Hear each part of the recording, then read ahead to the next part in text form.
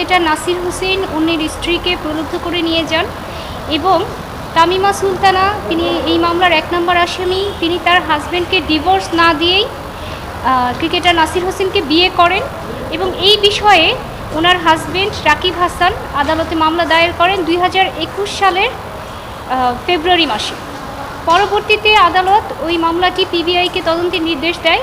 PBI দীর্ঘ 6-7 মাস তদন্ত করার পরে প্রাথমিক সত্যতা পায় অভিযোগের, অর্থাৎ পিবিআই তার তদন্ত রিপোর্টে পায় যে তামিমা সুলতানা কোনো ধরনের বৈধ কাগজ ব্যতীত জালিয়াতির মাধ্যমে কাগজ তৈরি করে রাকিব হাসানকে ডিভোর্স না দিয়ে ক্রিকেটার নাসির হোসেনকে বিয়ে করেছেন। তাদের এই সম্পর্কটা অবৈধ এবং ক্রিকেটার নাসির হোসেন ব্যভিচারের সম্পর্ক স্থাপন করেছেন এবং অন্যের স্ত্রীকে নিয়েছেন এবং তাদের মানহানি হয়েছে। এই তদন্ত রিপোর্ট পরবর্তীতে কোর্ট আমলে গ্রহণ করেন এবং 4 শুনানির জন্য দিন ধার্য করেন।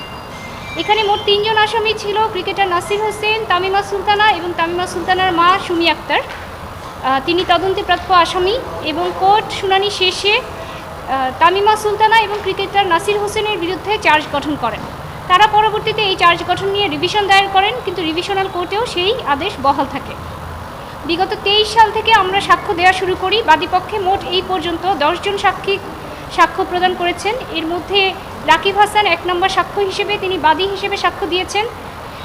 তার যে রূপা আক্তার, লিটন হাওলাদার এবং পরবর্তীতে তাদের যে একমাত্র কন্যা সন্তান তুবা, তিনি তার মায়ের বিরুদ্ধে সাক্ষী দেন আদালতে এবং এই শিশু সন্তান তুবা তিনি স্পষ্ট বলেন যে কিভাবে কোথায় গিয়েছিল, তাদের মধ্যে সম্পর্ক ছিল এবং স্বামী স্ত্রী সম্পর্ক বিদ্যমান ছিল। যদিও তামিমা সুলতানা 2016 সালে ডিভোর্স দিয়েছে বলে দাবি করেন এবং তার ডকুমেন্ট তৈরি করেন, কিন্তু 2017, 18, 19, 20 সবসময়ই তিনি স্বামী স্ত্রী সম্পর্ক বজায় রেখেছেন। ওনারা যেই বাসায় ভাড়া থাকতেন সেই বাসার বাড়িওয়ালা এসে সাক্ষী দিয়েছেন যে ওনারা একসাথে ভাড়া থাকতেন এবং চেয়ারম্যান এসে সাক্ষী দিয়েছেন যে চেয়ারম্যানের, যেহেতু আপনারা জানেন আইনের নিয়ম হচ্ছে একটা কপি যাকে ডিভোর্স দিবে তাকে দিবে, অর্থাৎ হাজব্যান্ডকে দেওয়ার কথা, এবং আরেকটা কপি চেয়ারম্যান বরাবরে পাঠানোর কথা। চেয়ারম্যান এসে সাক্ষী দেন যে ওনারাও কোনো ধরনের ডিভোর্সের নোটিশ পাননি এবং সেই রেজিস্টারকে আদালতে অন্তর্ভুক্ত করেন। এবং এই যে ডাক বিভাগের ডাক জালিয়াতির রসিদগুলো জালিয়াতি করে, সেই বিষয়ে ডাক বিভাগের ডেপুটি পোস্টমাস্টার জেনারেল এসে আদালতে সাক্ষী দেন যে ওই পোস্টাল রিসিটগুলো ডাক বিভাগের না, সেখান থেকে কোনো ধরনের ইস্যু করা হয়নি। এবং শুধু তাই না, তিনি রাকিব হাসানের সাথে হোটেল লা মেরিডিয়ান হোটেলে স্বামী স্ত্রী হিসেবে ছিলেন এবং হোটেল লা মেরিডিয়ান হোটেলের পরিচালক লেফটেন্যান্ট কর্নেল মকবুল কাদের তিনি এসেও আদালতে সাক্ষী দিয়েছেন। সর্বশেষ সাক্ষী অর্থাৎ 10 নম্বর সাক্ষী হিসেবে পিবিআই কর্মকর্তা মোহাম্মদ মিজানুর রহমান তিনি তদন্তে কী পেয়েছেন সেটা আদালতে উপস্থাপন করেন এবং আদালতে সেই আলামতগুলো উপস্থাপন করেন এবং সেগুলো এক্সিবিট হিসেবে অর্থাৎ আদালতে সেগুলো এভিডেন্স হিসেবে অন্তর্ভুক্ত করা হয়। আজকে এই মামলার সর্বশেষ সাক্ষ্য অনেক দিন ধরে চলমান ছিল, আজকে সেটা জেরা কমপ্লিট হয়েছে, অর্থাৎ আমাদের পক্ষ থেকে 10 জন সাক্ষীর সাক্ষ্য সমাপ্ত হয়েছে। আদালত আগামী 28/4/2025 আসামি পক্ষকে এক্সামিন করার জন্য দিন নির্ধারণ করেন। আমরা প্রত্যাশা করি শীঘ্রই আমরা ন্যায় বিচার পাব।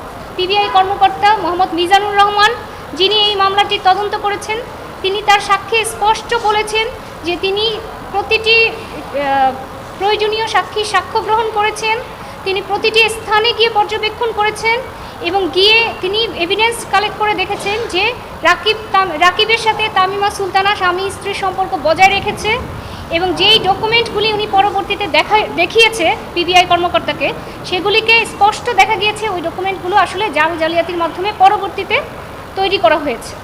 অর্থাৎ রাকিব হাসানের সাথে তামিমা সুলতানার সবসময়ই স্বামী স্ত্রী সম্পর্ক বজায় ছিল, শুধুমাত্র ক্রিকেটার নাসির হোসেনের সাথে উনি একটি অবৈধ সম্পর্ক গড়ে তুলেছেন এবং তাকে বিয়ে করেছেন হাজব্যান্ডকে ডিভোর্স না দিয়েই, যার ফলে বাংলাদেশের আইন অনুযায়ী এবং ইসলামী শরিয়া আইন অনুযায়ী একজন নারী যদি ডিভোর্স না দিয়ে অথবা তার হাজব্যান্ড যদি মারা না যান তাহলে তিনি আরেকটি বিবাহ করতে পারেন না।